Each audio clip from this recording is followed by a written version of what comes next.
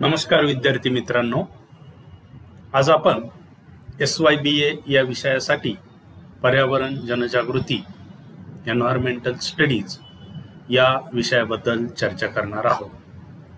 खरं तर विद्यापीठाने हा विषय SYBA या वर्गासाठी कंपल्सरी केलेला आहे।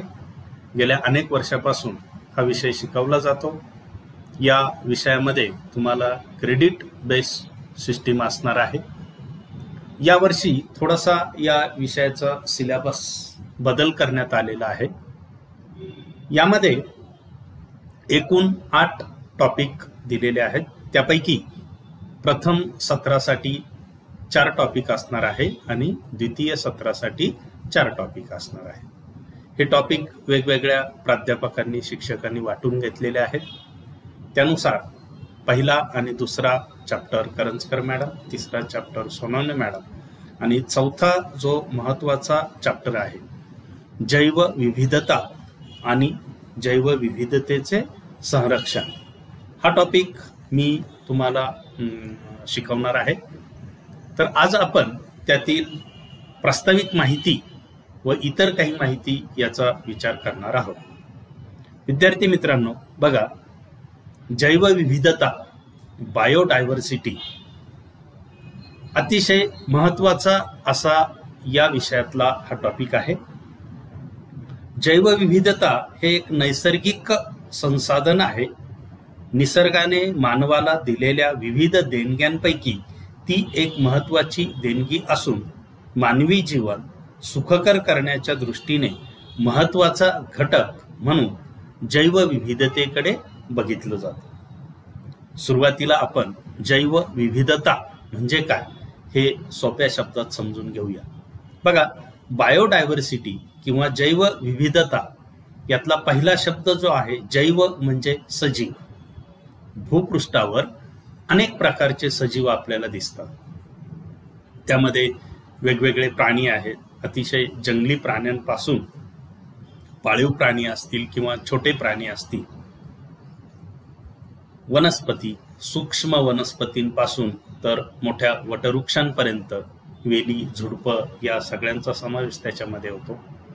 अनेक प्रकारचे पक्षी आहेत, कीटक आहेत, जीवाणू, विषाणू आहेत, जलचर प्राणी आहेत, जलचर वनस्पती आहेत आणि ह्या सर्व एकंदरीत सजीव त्याच्यामध्ये असलेला वेगळेपण किंवा विविधता याला आपण जैवविविधता असं म्हणतो।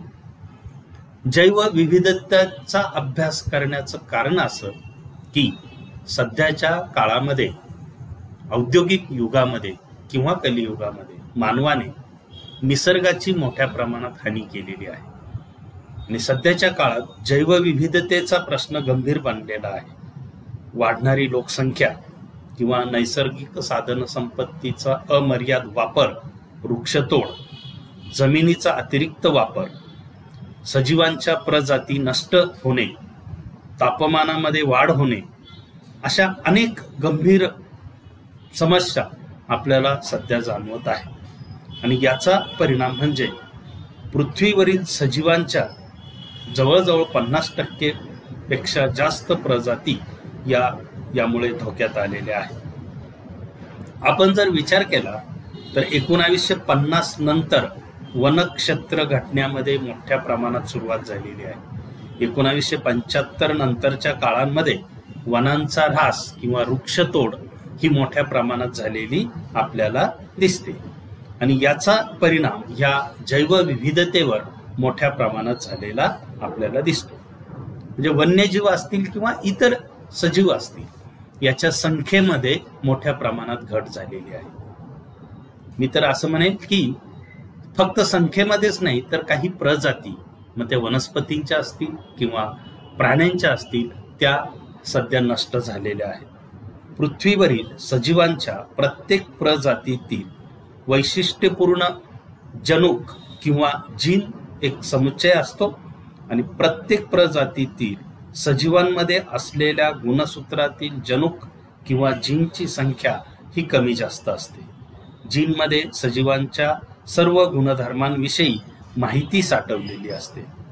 ज्या वेळेला एखादी प्रजाती पृथ्वीवरून नष्ट होते तेव्हा निसर्गाला त्या प्रकारच्या सजीवांची उत्पत्ती करणं शक्य होत नाही आणि म्हणून जैवविविधतेचं रक्षण करणं, तिचं संरक्षण करणं अतिशय गरजेचं आहे. यानंतर आपण जैवविविधता याची एक प्रिस्क्राइब्ड व्याख्या बघणार आहोत. ही व्याख्या वॉल्टर डी रोसेन यांनी केलेली आहे. तर जैवविविधतेची व्याख्या सांगताना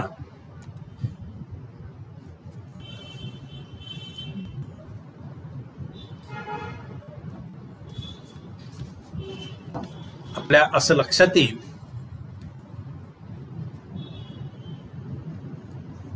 की एकाच परिसंस्थेत किंवा परिसंस्थेशी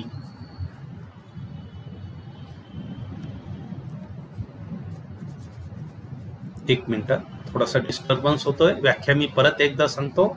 एकाच परिसंस्थेत किंवा परिसंस्थेशी संबंधित क्रियांमध्ये भिन्न जातींच्या भिन्न संस्थेच्या सजीवांचे एकत्रीकरण म्हणजे जैवविविधता होय.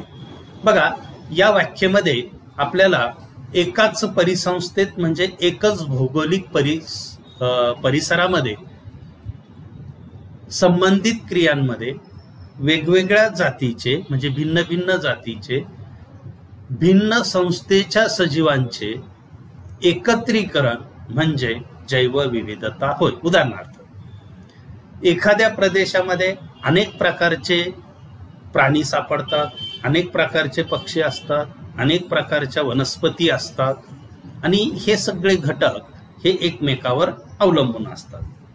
प्रत्येक परिसंस्थेची सुरुवात ही अजैविक घटकांकडून जैविक घटकांकडे आणि जैविक घटकांकडून अजैविक घटकांकडे होत असते. हे निसर्ग चक्र आहे आणि याच्यामध्ये सजीवांचं एकत्रीकरण असणं म्हणजे त्याला आपण बायोडायव्हर्सिटी असं म्हणतो. अजून एक व्याख्या याच्यामध्ये आपण बघणार आहोत.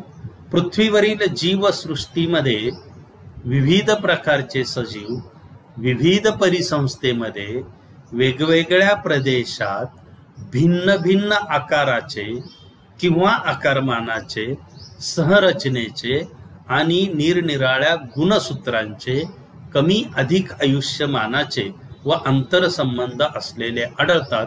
त्यास जैवविविधता असे म्हणतात. ही व्याख्या थोडीशी डिटेलमध्ये आहे. तर पृथ्वीवरील जीवसृष्टीमध्ये विविध प्रकारचे सजीव म्हणजे एका परिसंस्थेमध्ये अनेक प्रकारचे सजीव असतात, वेगवेगळ्या प्रदेशामध्ये राहतात, त्यांचा आकार भिन्न असतो किंवा आकारमान भिन्न भिन्न असतं, त्यांच्या रचनेमध्ये भिन्नता आढळते, गुणसूत्रांमध्ये भिन्नता आढळते, प्रत्येकाचं आयुष्य कमी जास्त असतं, काही कमी कालावधीसाठी जगतात, काही जास्त कालावधीसाठी जगतात आणि या सगळ्यांचं एकमेकाशी आंतरसंबंध असतात. या सगळ्या एकंदरीत याला बायोडायव्हर्सिटी किंवा जैवविविधता असं म्हटलं जातं. यानंतर आपण जैवविविधतेचे प्रकार बघणार आहोत. Types of biodiversity. जैवविविधतेचे 3 प्रकार या ठिकाणी सांगितलेले आहेत. पहिला जो प्रकार आहे त्याला अनुवंशिक किंवा गुणसूत्रीय विविधता असं म्हटलं जातं. इंग्लिशमध्ये याला जेनेटिक डायव्हर्सिटी असं म्हणतात. दुसरा जो प्रकार आहे त्याला जातीय विविधता असं म्हटलं जातं. याला स्पेसीज डायव्हर्सिटी असं म्हणतात. तिसरा जो प्रकार आहे त्याला परिसंस्था विविधता, इकोसिस्टीम डायव्हर्सिटी असं म्हटलं जातं. या प्रत्येक प्रकाराचं आपण थोडक्यात इथे विवेचन बघूया. बघा, पहिला जो प्रकार आहे अनुवंशिक किंवा गुणसूत्रीय विविधता म्हणजे जेनेटिक डायव्हर्सिटी. प्रत्येक प्राण्याच्या शरीरामध्ये अनुवंशिकतेच्या दृष्टीने महत्वाचा घटक म्हणजे जनुक किंवा जीन. एकाच जातीच्या प्राण्यांच्या जनुकामध्ये किंवा जीनमध्ये दिसून येणारी विविधता म्हणजे अनुवंशिक विविधता होय. अनुवंशिक विविधतेमुळे जीवसृष्टीतील प्रत्येक प्राणी किंवा वनस्पती किंवा जाती दुसऱ्या प्राणी किंवा वनस्पती किंवा जातीपेक्षा गुणसूत्रीय गुणधर्मानुसार वेगवेगळी असते. गुणसूत्रीय विविधता ही निरोगी संस्कारासाठी आवश्यक असते. वन्य जातींच्या विविधतेतून आपणास अन्नधान्याच्या किंवा पाळीव प्राण्यांच्या विविध जाती हजारोच्या वर्षाच्या संकरातून तयार झालेल्या आहेत किंवा मिळालेल्या आहेत. आजही संशोधन करण्यासाठी वन्य जातींचा उपयोग करून घेतला जातो आणि जास्तीत जास्त उत्पादन देणाऱ्या जाती निर्माण केल्या जातात. उदाहरणार्थ संकरित बियाणे निर्माण केले जाते किंवा संकरित पशुधन निर्माण केलं जातं. मग हे कसं केलं जातं तर त्यातील अनुवंशिक किंवा गुणसूत्रीय बदलानुसार. उदाहरणार्थ जास्त दूध देणाऱ्या गायी संकरित गायींची निर्मिती केलेली आहे किंवा जास्त उत्पन्न देणाऱ्या धान्य असतील, फळभाज्या असतील, फुलं असतील यांच्या वेगवेगळ्या जाती निर्माण झालेल्या आहेत. याला आपण संकरित बियाणं किंवा संकरित पशुधन असं म्हणतो. तर आपल्या लक्षात येईल, उदाहरणार्थ एखादा प्राणी घेतला, समजा काय बैल हा प्राणी आहे. प्रत्येक बैल वेगवेगळा दिसतो, सगळे बैल सारखे दिसत नाही. तर यातलं कारण म्हणजे त्यांच्यामध्ये असलेली अनुवंशिक किंवा गुणसूत्रीय विविधता. उदाहरणार्थ सगळी माणसं सारखी दिसत नाही, एकसारखी. प्रत्येक माणसामध्ये काही ना काही बदल तुम्हाला हा आढळून येत असतो. दुसरा जो प्रकार आहे त्याला जातीय विविधता किंवा स्पेसीज डायव्हर्सिटी असं म्हटलं जातं. एका जातीच्या समूहामध्ये एकाच प्रकारचा जनु किंवा जीन आढळतो, त्यामुळे एकाच जातीच्या प्राण्यामध्ये साम्य दिसून येतं. बऱ्याच वेळा अशा प्राण्यांचा अधिवासही एकच असतो, म्हणजे एकच भूभाग किंवा एकच पर्यावरणीय परिस्थितीमध्ये हे प्राणी आपल्याला पाहायला मिळतात. बऱ्याच वेळा अशा अधिवासात पोषक द्रव्यांची उपलब्धता वाढल्यास अनेक सजीव त्या ठिकाणी गोळा होतात आणि त्यातून किंवा त्या अधिवासातून आलेले सजीवही त्यामध्ये असतात.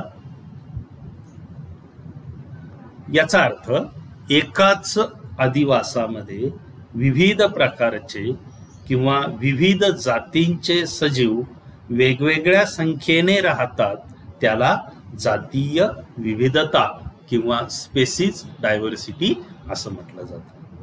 आणि यातला तिसरा प्रकार आहे परिसंस्था विविधता. याला इकोसिस्टीम डायव्हर्सिटी असं म्हटलं जातं. सजीव घटक व पर्यावरणातील घटक यांच्यातील क्रमबद्ध आंतरक्रियांचे वैशिष्ट्यपूर्ण संघटन म्हणजे परिसंस्था. आणि प्रत्येक परिसंस्थेतील पर्यावरण किंवा तेथील अधिवास, त्यातील सजीव जातींचे प्रकार हे ठराविक असतात. परिसंस्था बदलाबरोबर हे सर्व घटक बदलतात. वेगवेगळ्या परिसंस्थेमध्ये वेगवेगळी जैव विविधता आपल्याला पाहायला मिळते. याला परिसंस्था विविधता असं म्हटलं जातं.